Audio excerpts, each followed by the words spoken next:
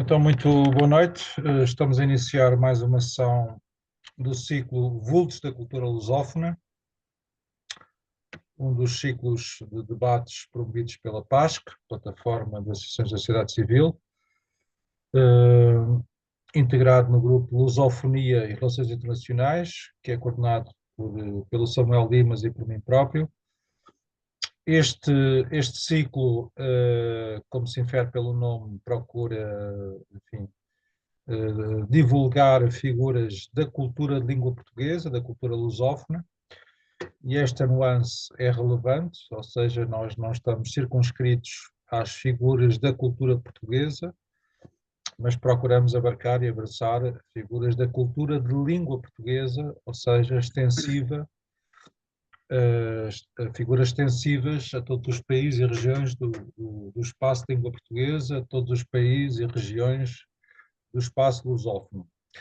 Esta é já a 21ª sessão, o que é relevante, e, portanto, ao longo destas 21 sessões, nós já falámos, abordámos figuras do Brasil, dos vários países de língua africana em África,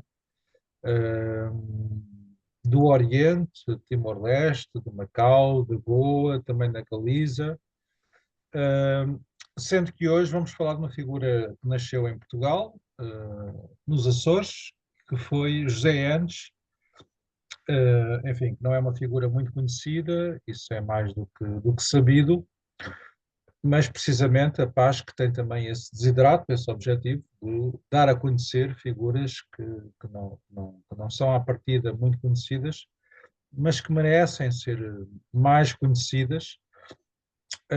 Para além disso, o José Enes foi a figura de referência de um colóquio promovido recentemente, na passada semana, promovido pelo Instituto de Filosofia Luso-Brasileira, em parceria com a Universidade dos Açores, a Universidade Católica Portuguesa, com o MIL. Eu vou aqui partilhar o site do Instituto de Filosofia Luso-Brasileira, precisamente que tem aqui o programa do colóquio que ocorreu, já neste mês de outubro, portanto, no dia 10 de outubro, no Sado dos Açores, e foi no Sado dos Açores porque o José Enes era açoriano, nasceu nos Açores, e para além disso foi o primeiro reitor da Universidade dos Açores, que obviamente não é aqui relevante. Mas para além dos cargos institucionais que teve, não só nos Açores, mas também no continente, na Universidade Católica Portuguesa, na Universidade Aberta, ele foi uma grande figura académica, teve os mais altos cargos. O que nós procurámos salientar neste colóquio foi a valia da sua obra filosófica, e também de crítica literária. Aliás, no âmbito do colóquio, lançou-se uma obra, Açores no Coração, texto de crítica literária e cultural, para além também da sua obra poética, os José Enes. Aliás, no final da sessão dos Açores, no dia 11, eu estava lá, e houve uma sessão muito emotiva de declamação de poemas dos José Enes, como aliás aconteceu também aqui na sessão em Lisboa, no dia 18, portanto, na última sexta-feira. Também um familiar do próprio José Enes declamou um poema da sua autoria. Enfim, eu obviamente não vou aqui reconstituir o programa do colóquio, até porque ele já ocorreu, mas convido-vos a visitarem o site do Instituto de Filosofia Luso-Brasileira, para perceberem a vastidão, a amplitude, a profundidade do pensamento e da obra do José Enes. Mas já agora que estou aqui no colóquio, no sítio do Instituto de Filosofia Luso-Brasileira, antecipo em primeira mão, o programa foi colocado hoje mesmo, ainda não está completamente fechado, mas enfim, o essencial está aqui, e vamos noticiar através da PASC, que a PASC também serve para isso, para difundir o que cada membro faz de mais relevante. Essa é uma das nossas missões principais. E, portanto, entre os dias 29 e 30 de outubro e depois entre os dias 4 e 7 de novembro, temos dois colóquios que estão articulados e de alguma forma sobrepostos. O primeiro é o oitavo colóquio do Atlântico, que procura, e, enfim, tem conseguido notoriamente abordar figuras maiores da cultura açoriana, não apenas, isto importa salientar, figuras nascidas nos Açores. Aliás, há um exemplo, o exemplo mais óbvio foi o Ferreira de Ousdado. O Ferreira de Ousdado nasceu no continente, em Bragança, muito perto de Bragança, a 5 quilómetros, mas por razões várias, até de ordem política, foi viver para os Açores, e nos Açores, esse é que é o ponto, deixou uma grande marca de ordem cultural, e é por isso que Ferreira de Ousdado foi já objeto de um dos colóquios do Atlântico. Um caso inverso foi o Joaquim Maria da Silva, que nasceu nos Açores, veio para o continente, enfim, uma figura já do século XIX, final do século XIX. Na altura, obviamente, as comunicações não eram tão fáceis como são hoje. Nos Açores já não deixou um grande rastro, mas, inversamente, ou em compensação, de facto, deixou uma grande marca na cultura social e política no continente, sobretudo no que toca à cultura do pensamento liberal. Já foi objeto também de desses colóquios, tal como, aliás, José Enes, que foi objeto do primeiro colóquio do Atlântico, que se realizou. Este colóquio tem-se realizado todos os anos, houve um interregno apenas por causa da pandemia, e, portanto, terá sido em 2017 ou 2018 que se realizou o primeiro colóquio sobre o José Enes. Este será sobre o Teófilo Braga, que é uma figura, enfim, bem conhecida, foi até do ponto de vista político, primeiro Presidente da República português, e, portanto, o colóquio iniciar-se-á no dia 29 de outubro, em Ponta Delgada, com uma conferência preferida pelo o Dr. João Mota Amaral, todos conhecem, ex-presidente do Governo Regional, e que precisamente falará sobre Teófilo Braga na Presidência da República. Depois haverá uma apresentação de uma obra, Teófilo Braga, no centenário da sua morte. E, enfim, naturalmente, depois haverá vários painéis sobre Teófilo Braga, nos dias, portanto, 29 e 30 de outubro. Depois, em Lisboa, na Biblioteca Nacional, no dia 4,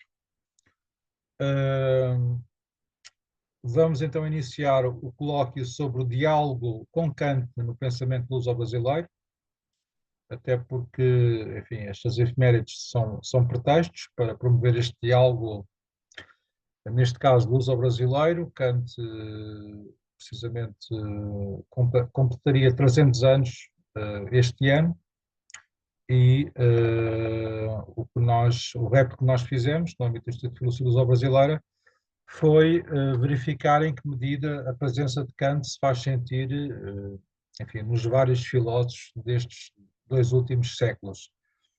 E, portanto, temos o diálogo com Kant e Amorim Viana, enfim, e todos os outros autores que se seguiram nestes dois últimos séculos. Temos depois, enfim, este colóquio tem estas pontas soltas. Depois temos uma sessão de homenagem ao professor Manuel Ferreira Patrício, que, aliás, será objeto depois aqui de uma sessão em particular, neste ciclo, de Vultos da Cultura Lusófona, talvez em janeiro, até porque em janeiro iremos, aqui falo em nome do Instituto de Filosofia Luso-Brasileira, iremos realizar um colóquio em homenagem ao professor Manuel Ferreira Patrício. Aliás, eu próprio estarei em Évora depois da manhã, no dia 24, ou melhor, na quinta-feira, portanto, com o Luís Sebastião, com o Samuel Dimas, bem conhece, que é o nosso interlocutor privilegiado na Universidade de Évora, e vamos agendar com ele esse colóquio. E depois, como está a acontecer agora, vamos articular esse mesmo colóquio com estas sessões do ciclo Vultos da Cultura Lusófona. Temos já aqui, precisamente, a próxima sessão dos Vultos da Cultura Lusófona, no dia 4 de novembro, sobre Teófilo Braga, também aqui em articulação com o colóquio. Enfim, depois no dia 5 de novembro, terça-feira, haverá mais uma série de painéis sobre Teófilo Braga. Às 5 horas haverá uma sessão especial na Sociedade de Geografia. No dia 6, completaremos o ciclo sobre Kant, em Lisboa. O Kant tem vários autores portugueses e brasileiros. Depois, à tarde, às 2 da tarde, haverá uma sessão de homenagem ao professor José Esteves Pereira, que é uma figura relevante no pensamento filosófico português contemporâneo e também muito relevante no âmbito do Instituto de Filosofia Luso-Brasileira. Foi presidente da direção durante vários mandatos, atualmente ocupa o cargo de presidente da mesa da Assembleia Geral. Tem uma obra que está a ser lançada e será objeto de várias comunicações toda a tarde. Ao final da tarde, iremos, alguns de nós, para o Porto, já que no Porto, no dia 7, na Católica do Porto, de manhã, teremos uma conferência do professor José Márcio de Carvalho, que vem expressamente do Brasil para estar connosco, e que nos vem falar sobre a herança de Kant no Brasil.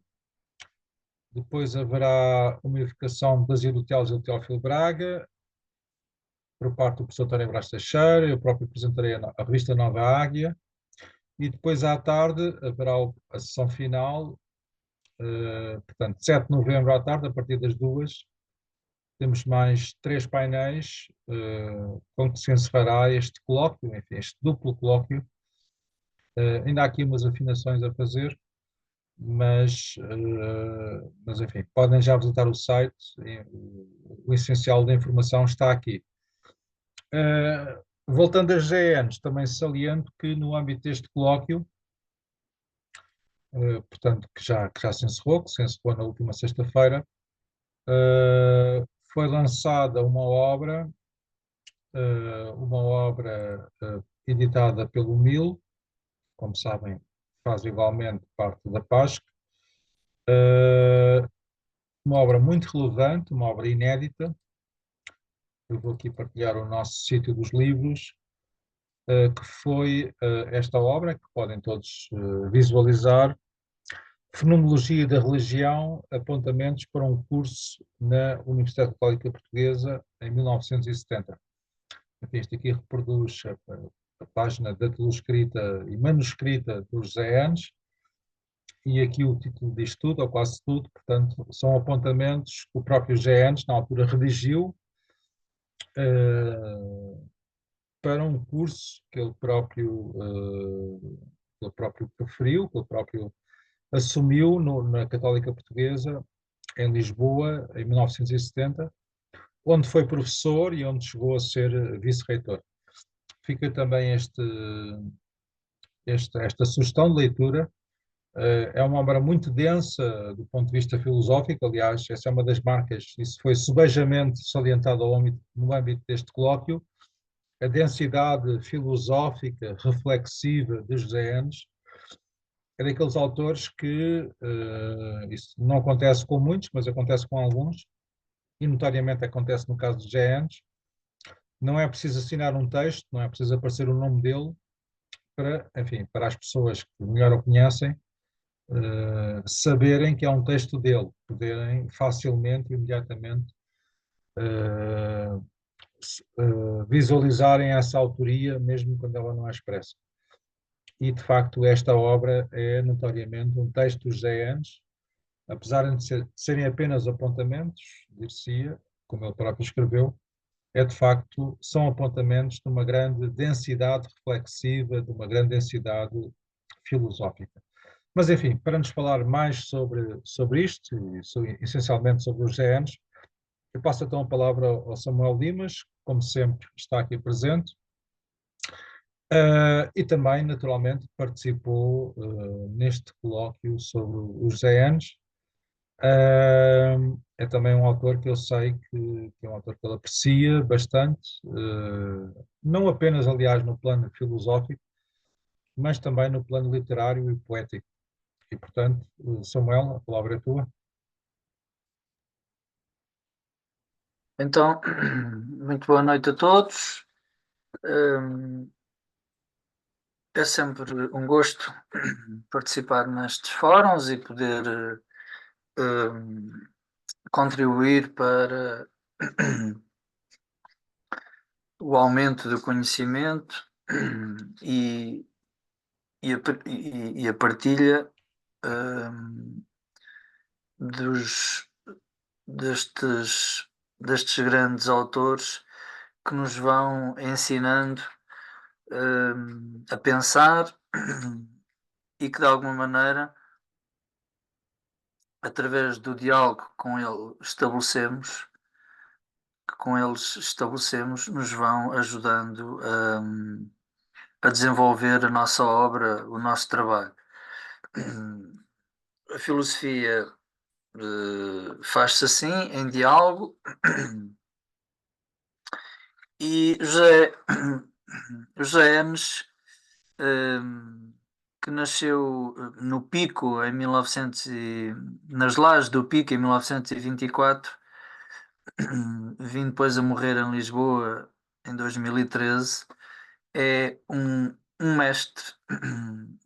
Eu já vou mais à frente explicitar porque é que o considero um mestre. E considerado também por muitos um dos mais importantes filósofos portugueses do século XX e da transição já para o século XXI. Doutorou-se, o autor doutorou-se em Filosofia na Universidade Gregoriana de Roma em 1968. Foi professor da Universidade Católica entre 68 e 73. Foi o primeiro reitor da Universidade dos Açores e também lá professor entre 1976 e 1992. E viria a jubilar-se como vice-reitor da Universidade Aberta em 1992, 1994. Um, um, Devemos destacar ainda da sua ação, a importância que teve na organização do chamado movimento das Semanas de Estudo dos Açores. Um,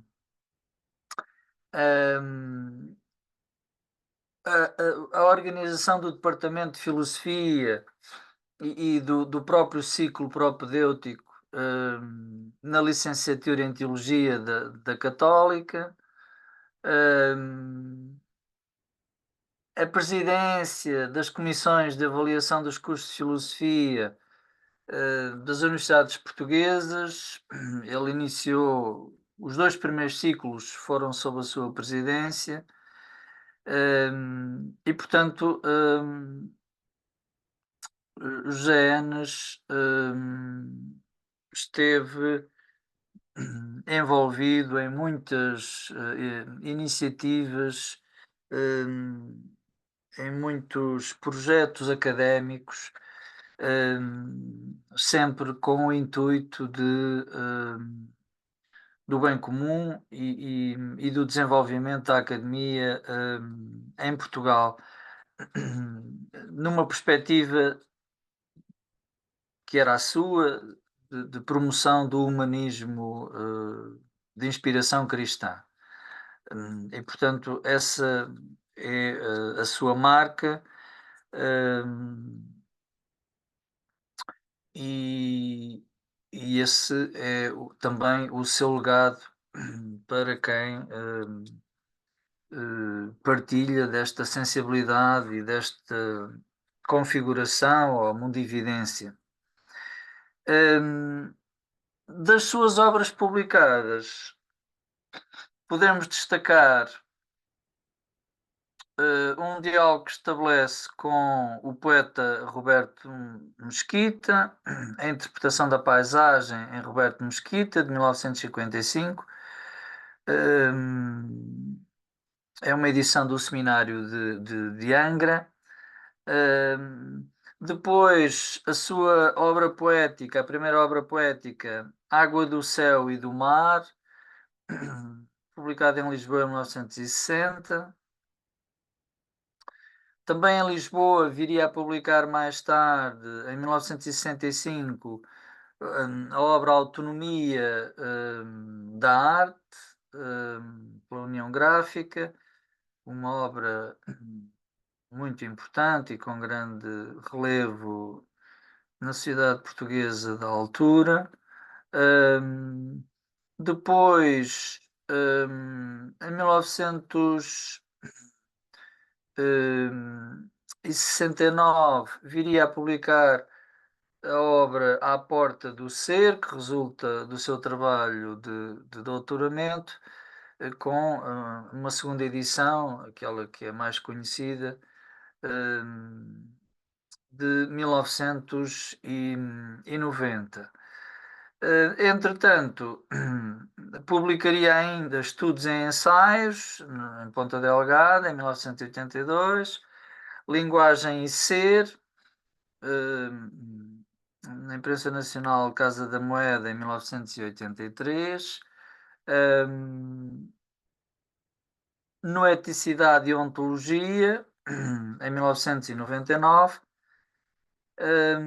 e já como obras póstumas viria a lume o Portugal Atlântico, 2015, a Universidade dos Açores, 2016, e mais recentemente Os Açores no Coração e a Fonologia da Religião, obras que têm vindo a têm trazido à luz outras abordagens de caráter político, ético, cultural, para além destas perspectivas mais metafísicas, ontológicas e hermenêuticas das obras académicas anteriormente referidas, e também perspectivas religiosas, como aquelas que nos apresenta na sua Fenomenologia da Religião, onde estabelece uma comparação entre diferentes experiências religiosas, e desse modo enquadra naquilo que é a sua proposta e a sua vivência. Sabemos que estarão outras obras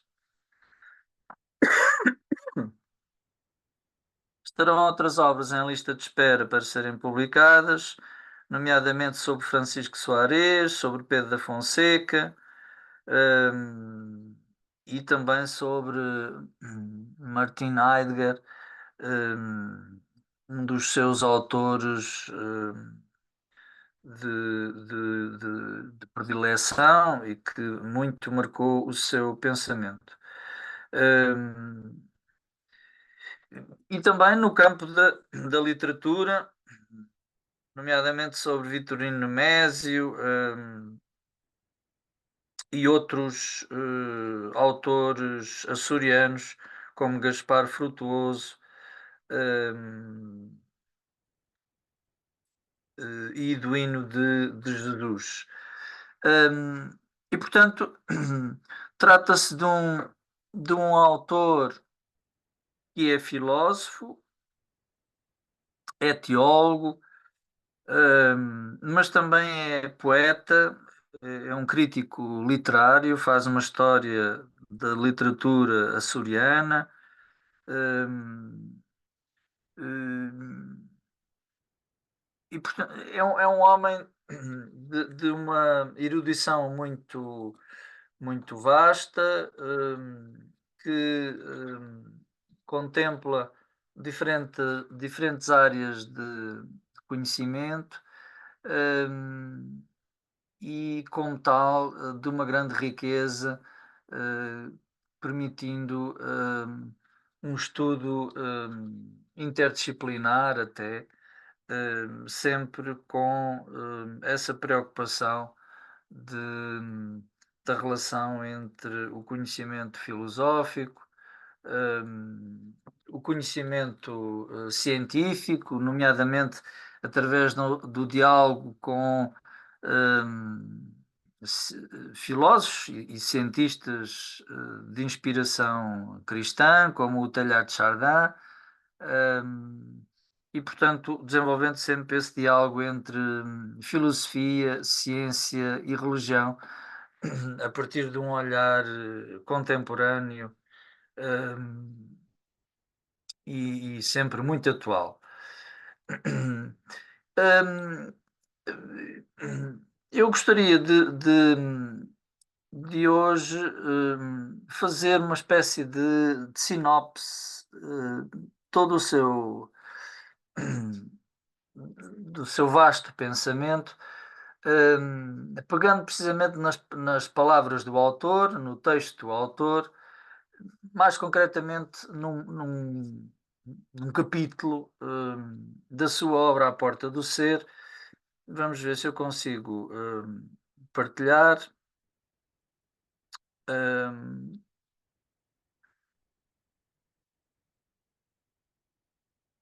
Espero que já estejam a ver. Sim, estamos a começar a ver alguma coisa. Já vem ou não? Agora sim, agora sim. Sim? Ok. Hum,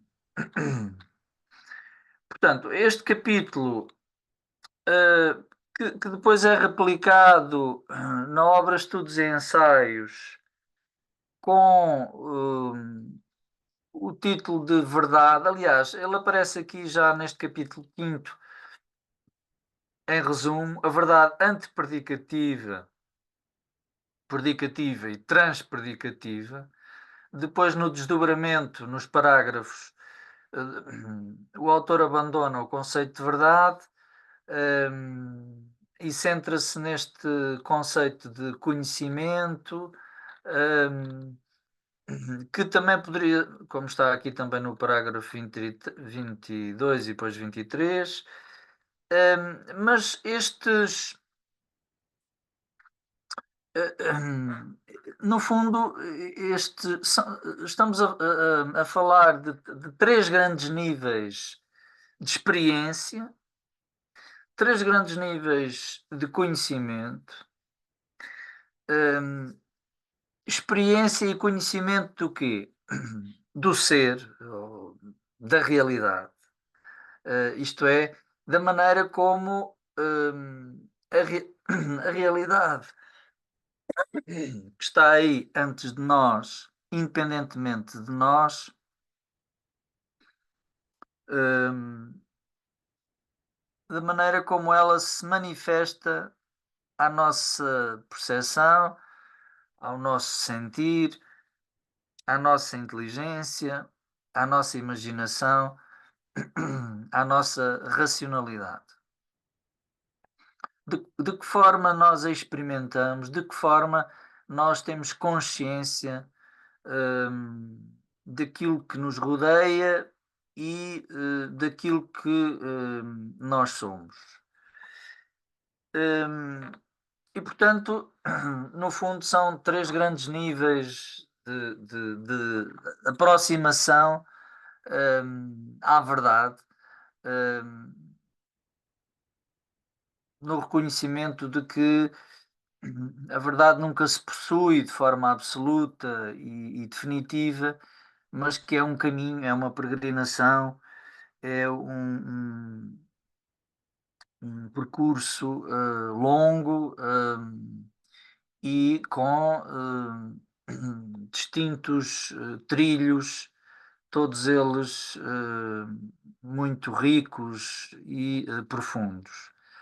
Hum, então, o que significa este primeiro nível, que o autor chama de verdade antepredicativa, portanto, anterior à predicação, isto é, um nível, de certo modo, atemático,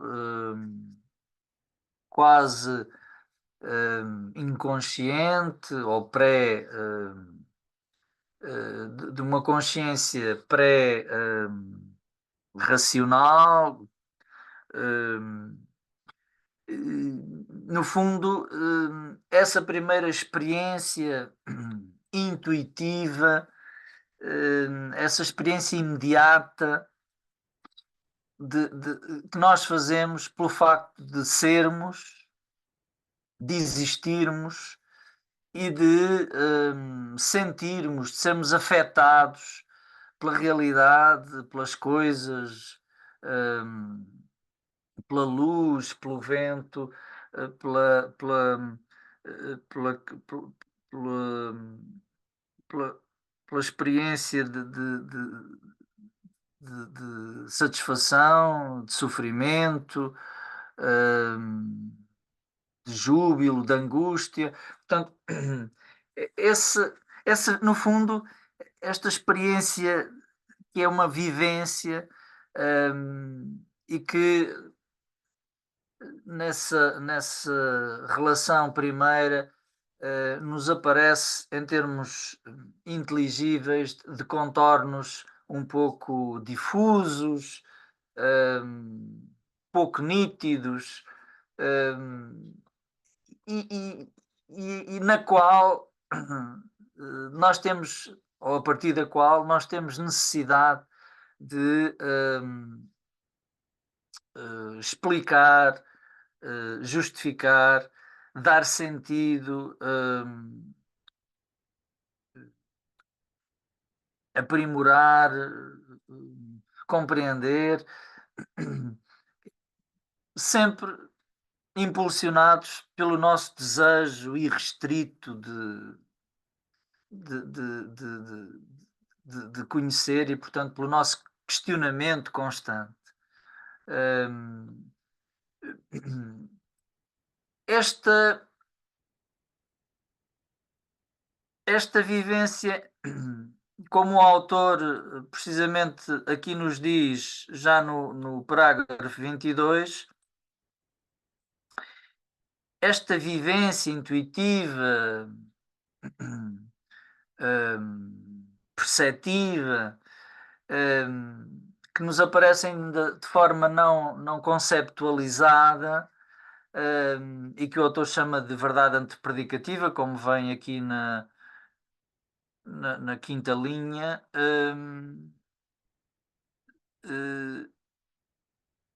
vai exigir uma predicação, uma formulação racional. Vai exigir uma explicitação. E por isso o autor, a determinada altura, diz que este simples intuito, esta primigénita experiência intuitiva,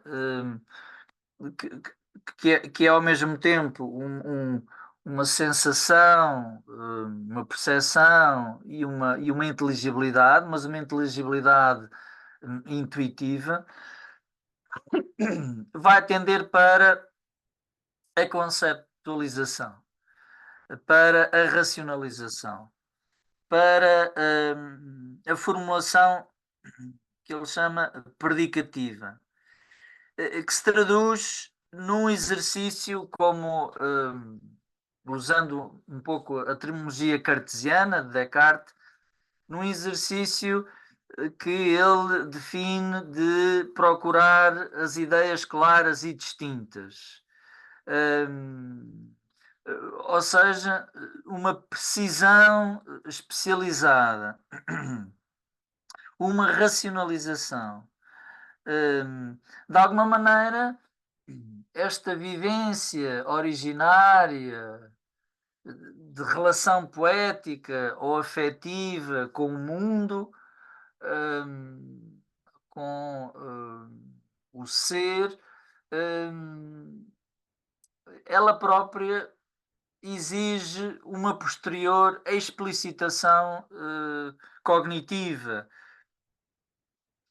intelectiva, não apenas no âmbito da filosofia, mas, e no âmbito da filosofia, estamos já naquilo que já nos considera o plano da reflexão noética, ontológica, mas antes disso, Janos vai, e isto é muito interessante, reparem, estes dois níveis de experiência, a vivência primeira, imediata, e depois o racionalizar, o explicitar, elas são entendidas em dois planos,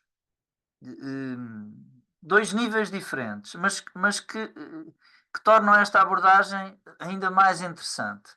No nível do desenvolvimento da consciência pessoal, individual, de cada um,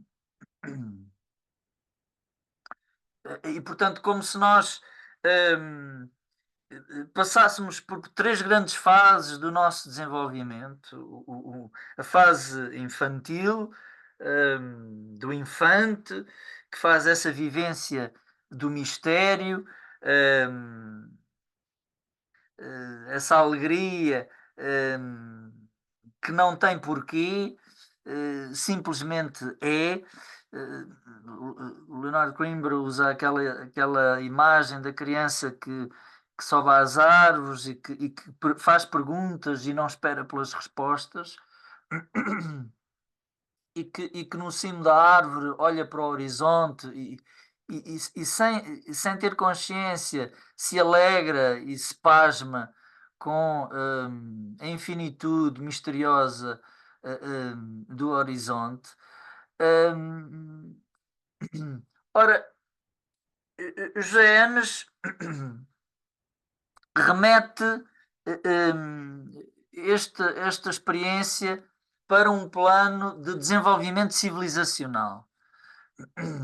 Aliás, é muito interessante porque Janes dialoga com dois autores que também estabelecem precisamente este panorama. O primeiro é o sociólogo francês Lévi Brul, e o segundo é Bernard Lonergan, um neotomista canadiano, que, por sua vez, também dialoga com Lévi Brul para desenvolver esta tese ou este esquema triádico de desenvolvimento civilizacional. Então, nós teríamos, num primeiro momento, da experiência pré-histórica, das religiões cósmicas, também chamadas das religiões da natureza, teríamos essa experiência do espanto de se viver num contexto que é traduzido pela arte, nomeadamente pela arte rupestre, onde se dá o primeiro distanciamento entre a vivência básica associada à satisfação das necessidades e a simbólica da intervenção de alguma maneira sobrenatural no no desenvolvimento das atividades humanas e no sentido do sucesso ou, ou não sucesso dessas atividades. hum, Essa experiência, essa vivência vai exigir uma primeira predicação, uma primeira procura de sentido, que Janes situa no mito. Portanto, os mitos são as primeiras elaborações racionais que procuram enquadrar de uma forma englobante, hum, e, e dar as primeiras respostas para a origem, para o sentido da origem e para o sentido do destino do homem, perante o absurdo mais prosaico do sofrimento, do existir, do sofrimento e da morte. E, portanto, o mito surge já dessa maneira, mas considera José Enes que, por recorrer apenas, ou sobretudo, nunca é apenas, não é? Nós aqui falamos sempre de prevalências, de tónicas, não é? Porque tudo isto funciona de forma orgânica, acontece ao mesmo tempo. Mas, mas esta significação mítica é uma significação que, no entender dos anos, recorre sobretudo à fábula, à fantasia, e à imaginação. E dessa maneira acaba por encobrir, ocultar uma parte uh, do ser que inteiramente está presente nessa experiência humana, mas que depois, para se revelar, para se manifestar, vai exigir da parte do homem diferentes níveis de compreensão. O mito será o primeiro nível de compreensão racional, neste sentido, mas pela sua insuficiência vai promover o desenvolvimento de uma racionalidade lógica. Nós podemos até aqui fazer a analogia com aquela visão do milagre grego, da passagem do mito ao logos. No fundo, é um pouco esta tese, em diálogo com Levi Brul, que Genes vai seguir, e em diálogo também com Tomás de Aquino, que tinha esta noção de racionalização como uma procura de explicitação do sentido da vivência existencial. E, portanto, o segundo momento é o momento da racionalidade, da episteme, que na época grega não havia a pluralidade de ciências que nós temos hoje, e, portanto, o filósofo era matemático, era astrónomo, era geómetra, portanto, era biólogo. Estou a pensar, por exemplo, no caso de Aristóteles, e, portanto, o filósofo era o cientista, não é? Sendo que o filósofo reconhecia a gradação nessa compreensão da realidade. Recordem-se, por exemplo, da alegoria da linha ou da alegoria da caverna de Platão, traduzida na sua obra A República, em que Platão faz precisamente essa distinção entre um nível mais básico de conhecimento, que era o nível da doxa, da opinião, da compreensão, onde, em que a verdade era confundida com reflexos, com imagens e com cópias, isto é, as coisas sensíveis e empíricas eram identificadas como a verdadeira realidade quando elas eram apenas cópias das suas ideias que existiam universais e imortais no mundo inteligível. Portanto, Platão define precisamente essa gradação. Isto é, para além da doxa, nós teríamos a dianoia, o conhecimento científico, das várias ciências e da matemática, o raciocínio, no fundo, acima desses dois níveis, o nível superior do conhecimento noético, ou do conhecimento ontológico, da inteligência, para Platão está acima da razão. Ora, é um pouco este esquema que Joenos também vai replicar. Ou seja,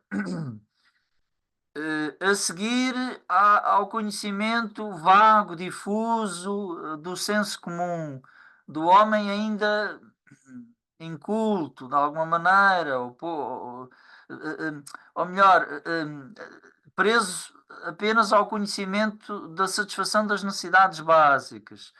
Um conhecimento muito prático ainda, não é? Pragmático até. Acima do conhecimento científico,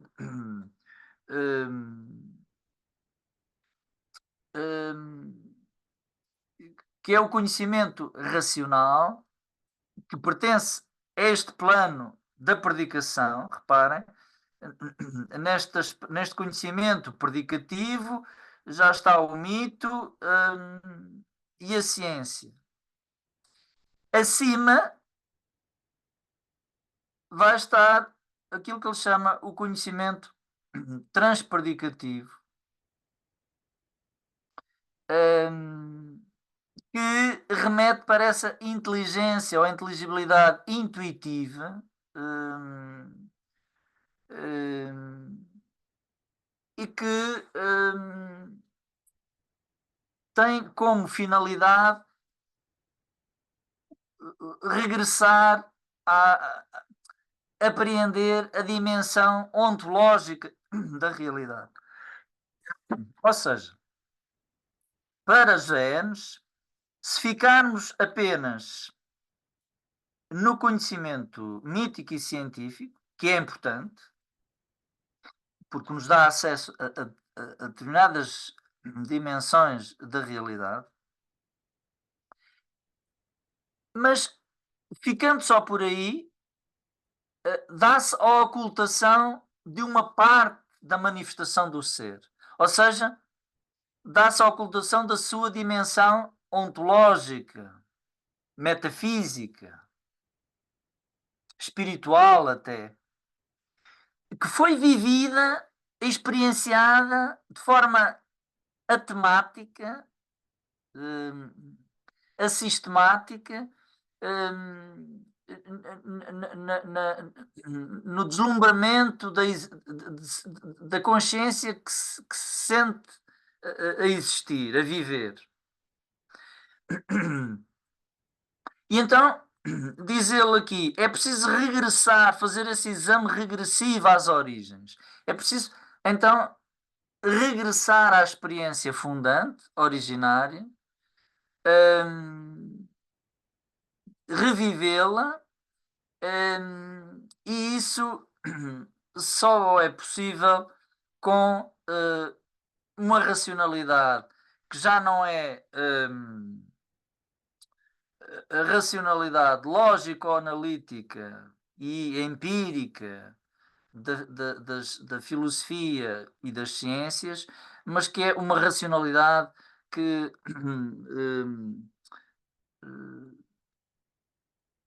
Manuel Ferreira Patrício também desenvolve, que é a racionalidade poética, a razão poética. Isto é, com o recurso à metáfora e, de alguma maneira, também à analogia. Portanto, o logos, a razão lógico-analítica não é suficiente para captar essa dimensão.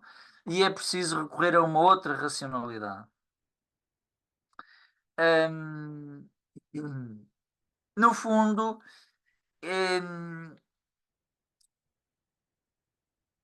é preciso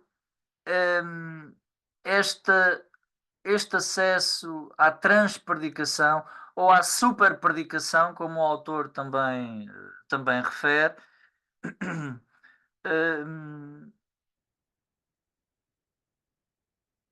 e dessa maneira captar essa outra dimensão do ser. O autor diz aqui a determinada altura: a verdade antepredicativa fundamenta e estimula a verdade predicativa. Estão a ver? Ele não faz cortes entre estas dimensões. Ele como que elas são sustentadas umas pelas outras e aparecem de forma até correlativa.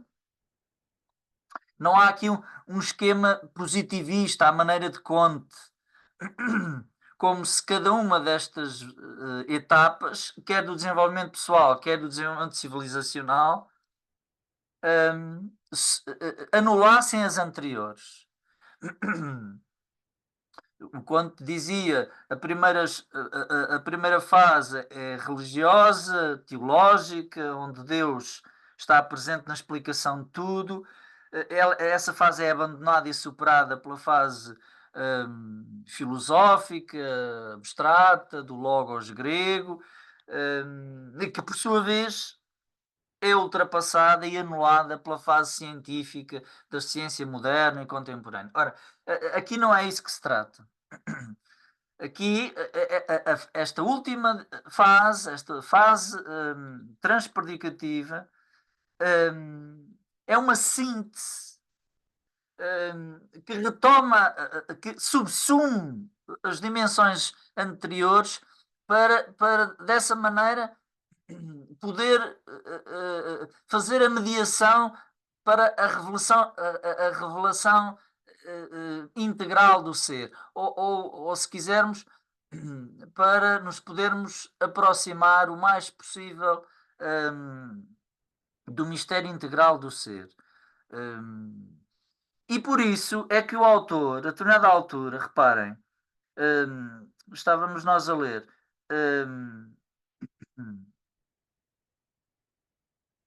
A verdade antepredicativa fundamenta e estimula a verdade predicativa, por sua vez, esta contém e conserva aquela e estimula a consciencialização explícita da verdade transpredicativa. Portanto, há aqui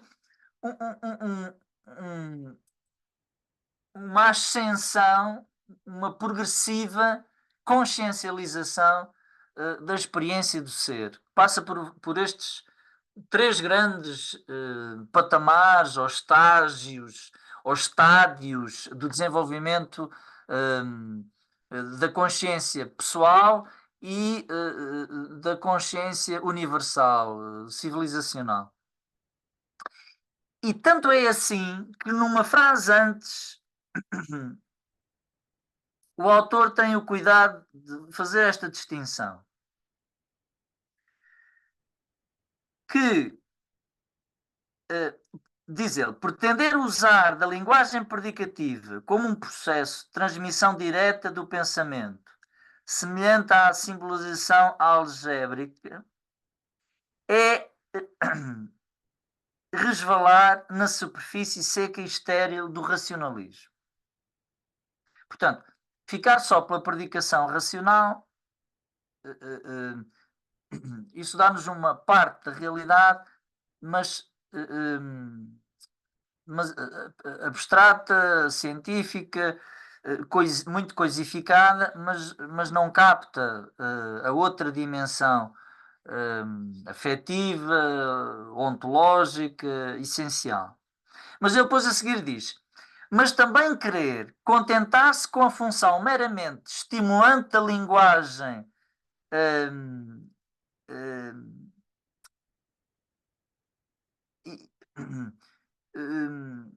meramente estimulante da linguagem que está no raciocínio. Portanto, o raciocínio inclui essa estimulação intuitiva, mas ficar só por essa estimulação intuitiva é quedar-se naquilo que ele chama o intuicionismo conceitualista de Bergson. Aquela ideia da pura intuição como estando aí a verdade absoluta. E por isso ele recusa estes dois extremos.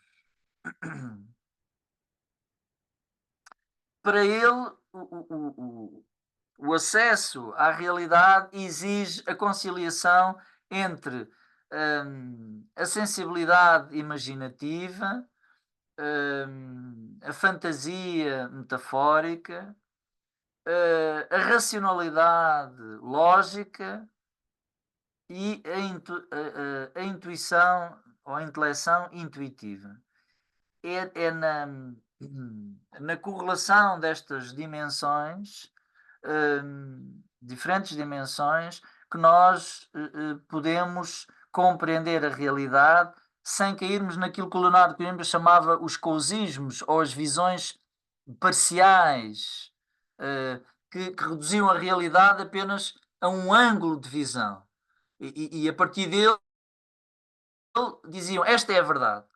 Ora, o ser manifesta-se de diferentes verdades, de diferentes maneiras, e exige uma visão mais englobante. Eu recuava só aqui para a página 46 para ler aqui um pequeno parágrafo que acho delicioso e que nos vai permitir estabelecer a ligação com a nossa parte, com a parte final desta partilha, que é precisamente a estética e a obra poética do autor. Então, diz ele: a verdade, portanto, será o abrir-se do que permanece oculto à razão e se revela à inteligência. Estão a ver? Ele não diz que a verdade está só na intuição intelectiva, expressa pela poesia, pela analogia. A verdade, para nos aproximarmos da verdade, também precisamos da razão. E, portanto,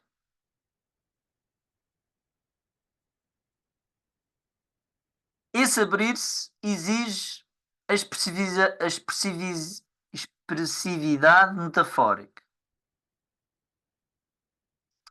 E agora diz ele: para que a sua luz atinja a razão, é necessário que ela seja seduzida. Isto é muito interessante. Significa atrair para fora do lugar próprio. A metáfora seduz a razão. Portanto, o conhecimento metafórico daquele terceiro nível transpredicativo não anula a racionalidade do momento predicativo, mas vai seduzi-la para uma região onde ela não se sente em sua casa, já não se sente confortável. Parem, que metáfora bonita para transmitir esta ideia. Aí se desvanecem os seus artefactos, mas também é aí que ela, nascendo na sombra da inteligência, vislumbra os alicerces que os podem suster. Portanto, aí a razão percebe que aquilo que a sustenta não é a luz da evidência, mas é um, a penumbra um, do mistério, não é? É o mistério que está na origem. O condão do verdadeiro pensador está em seduzir a razão, de maneira que ela não se perca na vaidade das suas obras, atraindo-a para a região da luz inteligível, fazendo com que todo o labor argumentativo se reconduza das superfícies claras, mas opacas.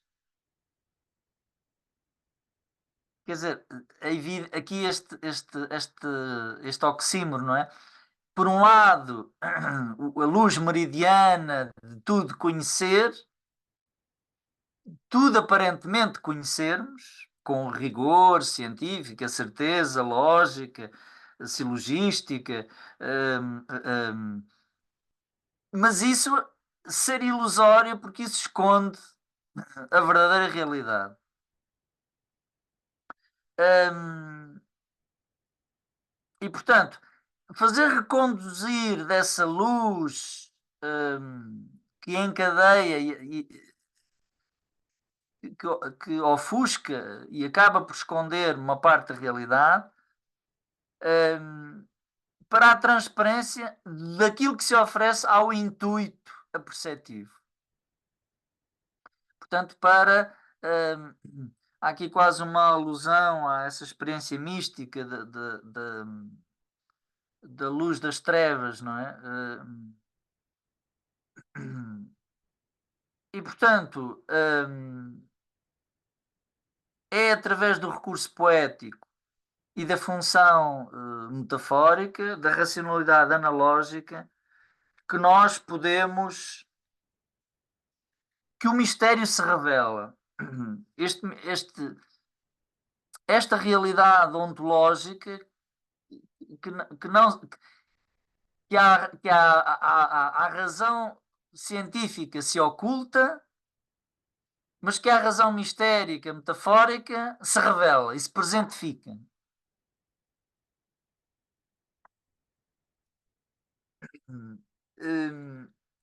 E nesse sentido, e com isto eu vou concluir, e vou concluir. Estava aqui a tentar mostrar um livro, mas assim não dá. Com uma obra dos Jaeanes, que é a obra chamada, tem como título Obra Poética, e que reúne dois livros. O primeiro, A Água do Céu e do Mar, e o segundo, A Montanha do Meu Destino.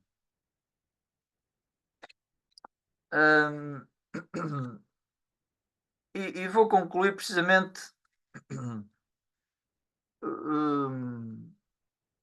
lendo um soneto que tem por título A Voz da Graça e que remete precisamente para este nível transpredicativo, que é o nível em que nós apreendemos o ser como dádiva, como doação, como dom. Já não é o ser que nós possuímos e de forma objetiva constituímos através da nossa inteligência, racionalidade e categorização,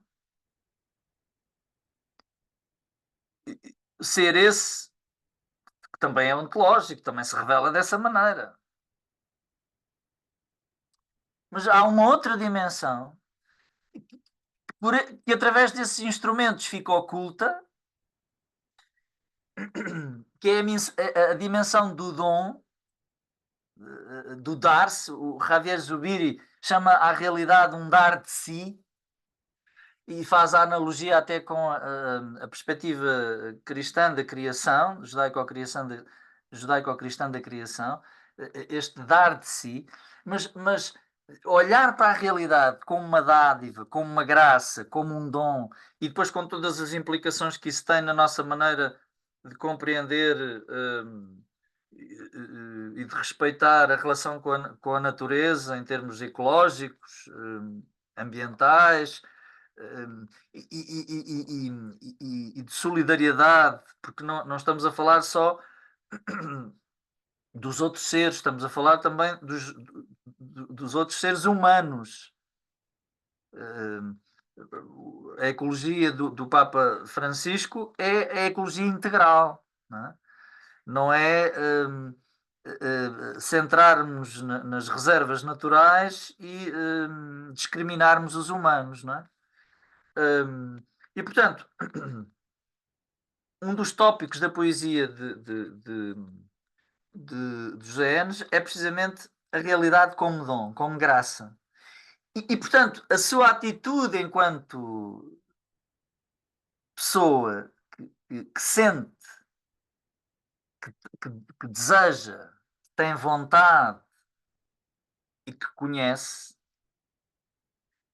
ser uma atitude de agradecimento por tudo o que tem e que não depende do seu esforço ou apenas do seu esforço.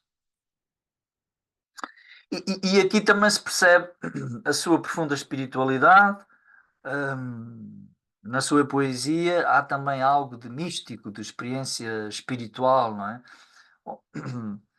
E então, a voz da graça diz assim: Eu vos louvo, Senhor, num canto novo, quando me dobro sob o peso imenso das minhas dores.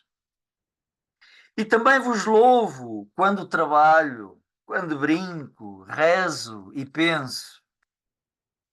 Subtil como a alma diluída em senso, sinto brotar de mim tal qual me movo. Simples e claro como a voz do povo, embora prenhe de mistério denso. Descubro nele tons de outro país, e se não soube entoá-lo quando quis, mas voz minha, porque eu o balbucio. Voz de Deus que ouço e digo de joelhos, como a luz refletida nos espelhos, como a chama acendida no pavio.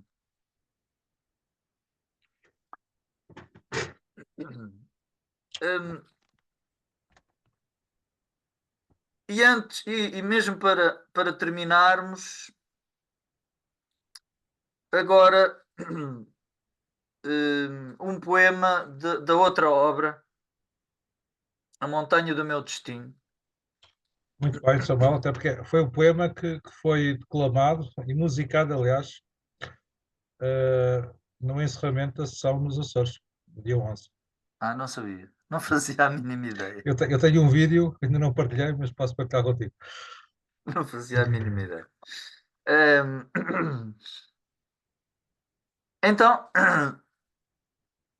eu vou ler um outro poema. Este era de 1946, A Voz da Graça.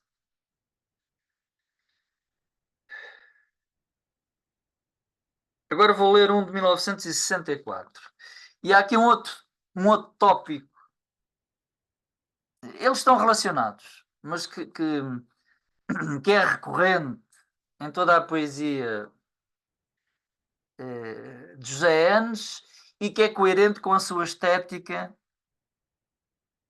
que é uma estética em permanente escuta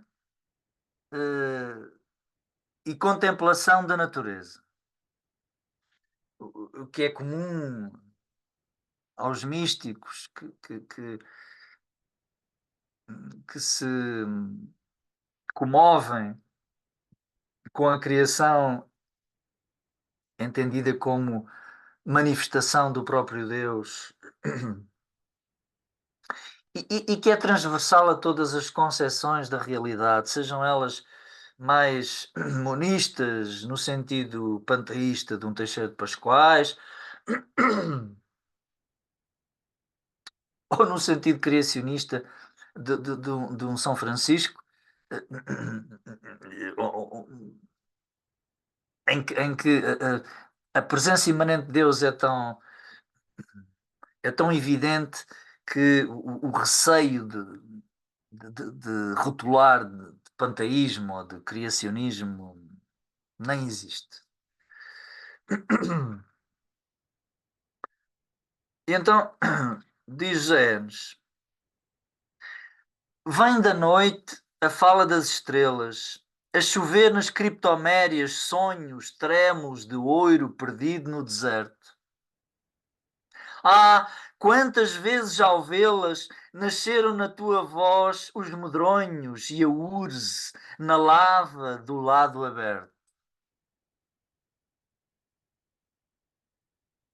Negra, negra como a grande montanha que projetou seu espectro de altura sobre o meu berço moreno, negra a fome dos teus olhos. Ai, venha dos montes ou da planura a flor do teu aceno. Ainda quando o almeirão floria e nas gestas já se movia a vagem, se embarcou o teu afago. E agora, enquanto a noite espera o dia, nas águas da saudade, a tua imagem é um nenúfar aberto sobre o lago. Reparem na profusão de elementos naturais com os quais eu me identifico. Estou a pensar, por exemplo, na ferraria, na Fajanda Ferraria. Reparem, criptomérias, deserto. É ali, é ali. É ali como podia ser noutras fajãs, mas é ali. Aliás, eu tenho um poema que escrevi lá e publiquei, acho que está publicado na Nova Águia. Até na celebração, quando morreu o Ferreira Patrício, acho eu. Hum, quantas vezes ao vê-las nasceram na tua voz os medronhos, a urze na lava do lado aberto. Esta esta analogia com o lado aberto do Cristo é incrível, é muito feliz. Hum, e pronto, há aqui mais um, a neve. Vá, só mais este. Então, só mais esse para terminar. Sim, só mais este. Telhados brancos de neve refletem a lua no silêncio da noite. Passeiam meus olhos ao de leve como sombras pela rua no silêncio da noite. Caiu a neve na cidade e a face do mundo tomou os traços do silêncio. Caiu na natureza a saudade da vida que passou coberta de silêncio. Branca como a neve a minha face, de quanto amei e fiz com afã. Fita calada a lembrança, caiu a neve, sobre ela passa, calando a dor com passos de lã, em silêncio a lembrança. Aqui só este outro tópico recorrente que é o silêncio e também a saudade. José Anos não fez grandes dissertações sobre a saudade, mas os seus poemas estão repletos de invocações a este sentimento espiritual Sim, sim. que é a saudade. Aliás, num próximo bloco do Galáctico sobre a saudade, será um autor naturalmente a contemplar. E Samuel fica desde já o repto. Muito bem, vamos então terminar a nossa sessão. Gratos a todos, nos vão ouvir e ver.